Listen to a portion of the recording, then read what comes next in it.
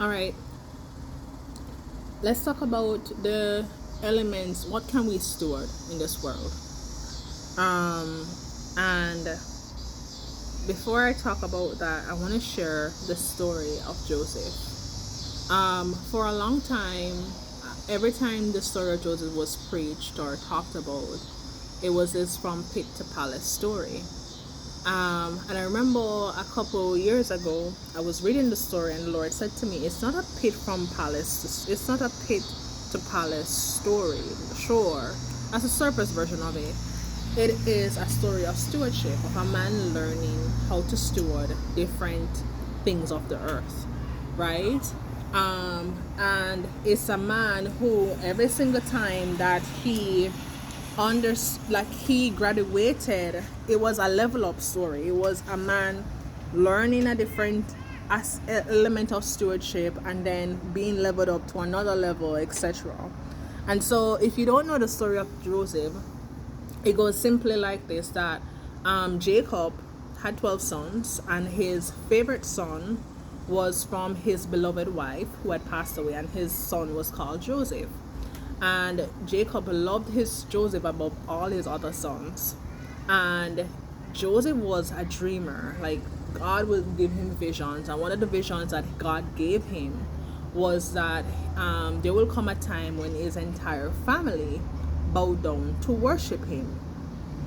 Now, his brothers isn't like that. And I think Joseph was probably a smart ass too. There are other reasons for his brothers not to like him, but a part of their dislike for him led to them coming up with a scheme to kill him.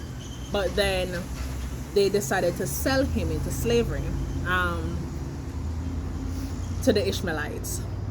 And when he was sold, he was taken down to Egypt, where he was purchased by a man called Potiphar.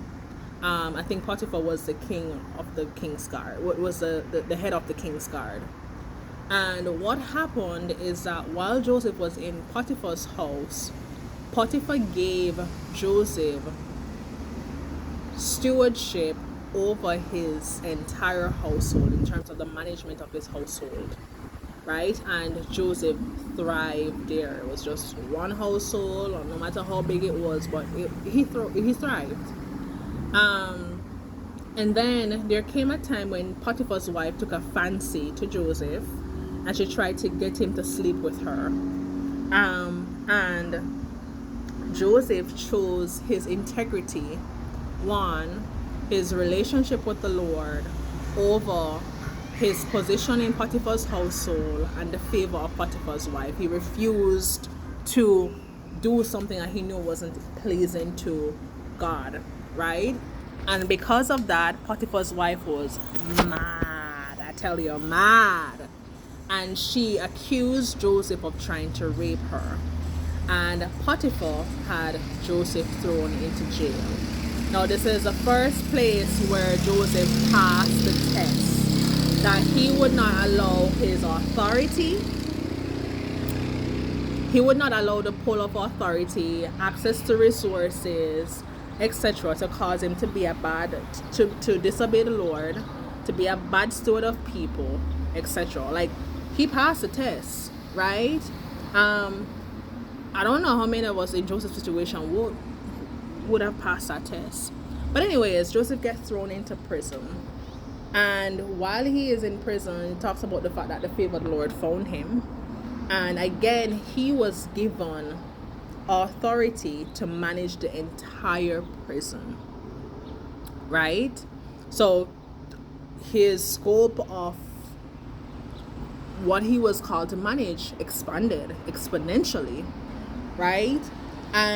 But there was something else that he was now going to be tested on, because there are a lot of us who can manage resources, but we do not know how to manage people, right? We don't have a heart for people. We don't know how to steward people.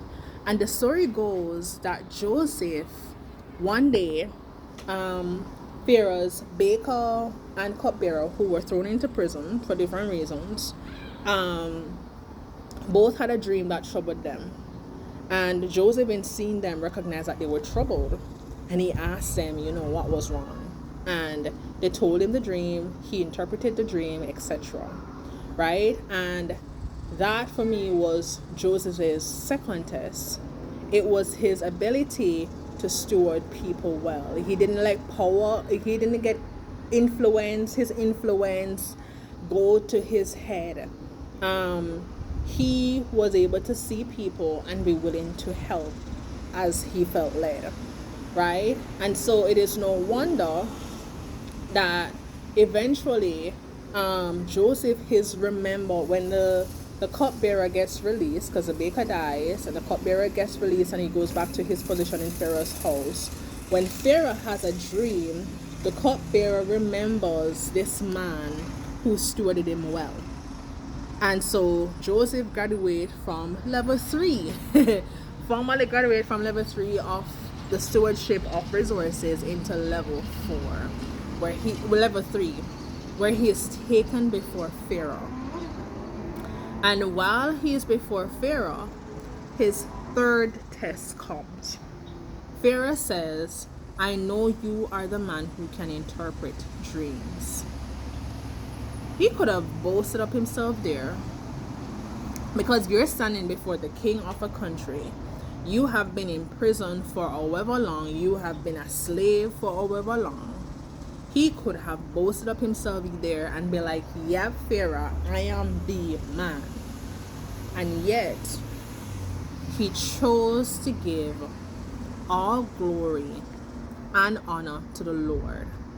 Dude, it's the God in me that does it. It's God who does it. God who tells me what it is. If you tell me a dream, let's see what God does, right? And that for me is a third test. When we have access to influence, or when we come before kings, when there is the chance of influence, of being known, do we give credit to God or do we take the credit? Right? And that was Joseph passing the third test. And because he passed the third test, well, I wouldn't say because he passed the third test, God gave him the interpretation for Pharaoh's dream. And because he had learned stewardship of resources all of this time at different levels with different amounts of resources, when Pharaoh was like, all right, I believe you're on the dream, like, what do we do here?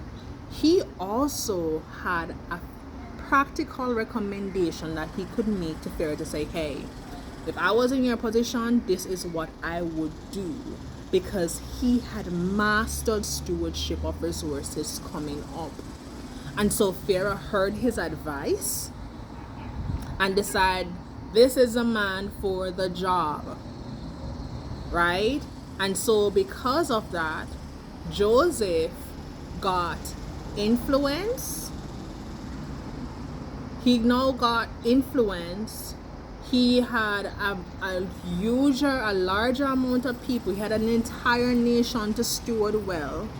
And he had an entire nation's resources to steward well.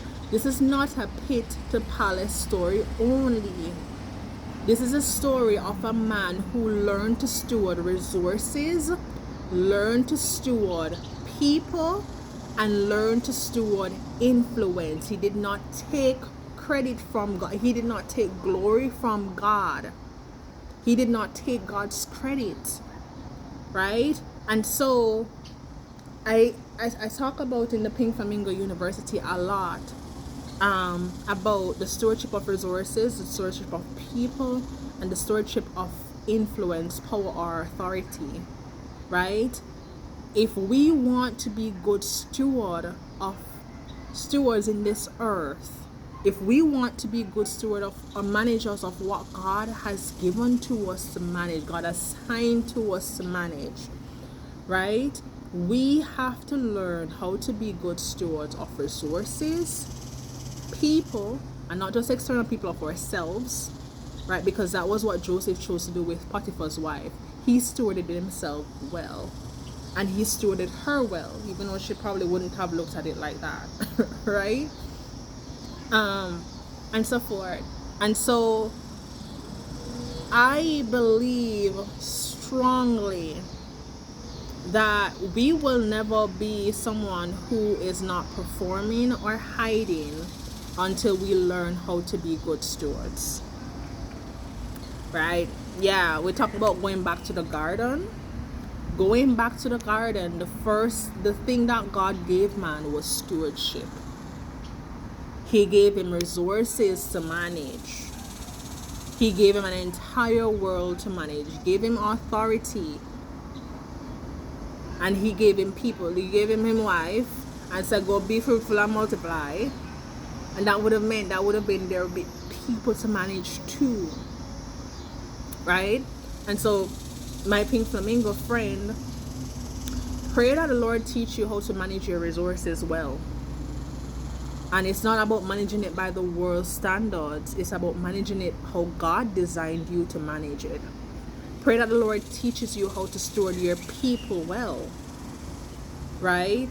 And again, this is not by the world's standards. It's not by what culture says.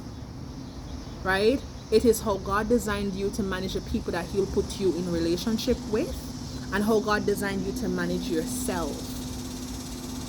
And finally, pray that God teaches you how to manage your influence well, because these three, they are intertwined. There is no way where you can mismanage one resource and you don't end up mismanaging the other two. Like, check any situation, you will find that same things flows through. I hear a lot from my clients at times of situations where their money is threatened, and because their money is threatened, they start mismanaging. They shut down around not speaking up when God tells them to speak up, and because they don't speak up when God tells them to speak up, they end up mismanaging that person. Right? We have people who value time highly, and because they value their time so highly, if God tells them to put some of their time to something, they'll tell them, God, I don't have time. And so they end up mismanaging people, and they end up mismanaging their influence and authority. Because if God is telling you to do something, God is telling you to speak up and show up somewhere, you have authority in that place. He's given you authority and influence in that space. Right? And when I say people, again, because relationships are about sanctification. Anytime that you mismanage a person, you're mismanaging yourself, because God puts you in relationships and in spaces that because there's something that He wants to sanctify in you, and there's a seed or something He wants to water in the other person. Right? And so my encouragement for you is to start asking the Lord to show you, where are you mismanaging resources, where are you mismanaging your influence, and where are you mismanaging people. He'll start with any one of them, and I tell you, the more you learn one of these areas in the different roles and the responsibilities that you play in your life, the more you learn to manage one, is where you'll also be learning how to manage the others, because they're intersecting, they're overlapping. Right? And so that's stewardship. Right? There will be other videos in the university that break down the stewardship of different resources. Right? And so forth. There's already one about time, and there's one about it's like resources. You think about your time, your energy, your money, your something as simple as your clothes, something like your body, etc. Like your resources, like anything that God puts in your hand. There's something that He said to me years ago, that we're meant to be resources, that we're meant to be channels. He told me that, like, Chanel, you're called to be a channel, not a canal. Meaning that a canal, things come in but it don't necessarily flow out. And channel means that God should be able to get things to you so that it flows through you to others. And if we are God's hands and feet in the earth, we're God's hands and feet in the earth to steward people well, steward the resources well, and steward our authority, influence, and power well. Right? So that's that.